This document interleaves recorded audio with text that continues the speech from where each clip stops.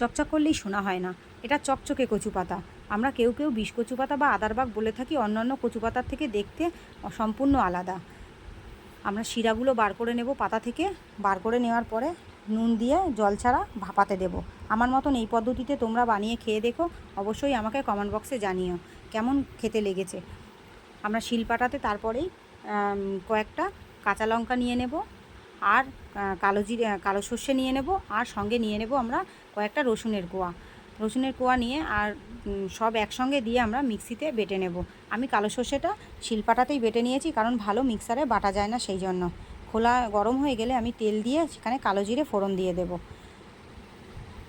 কেমন লাগলো অবশ্যই জানিও, আর সাবস্ক্রাইব করতে ভুলবে না।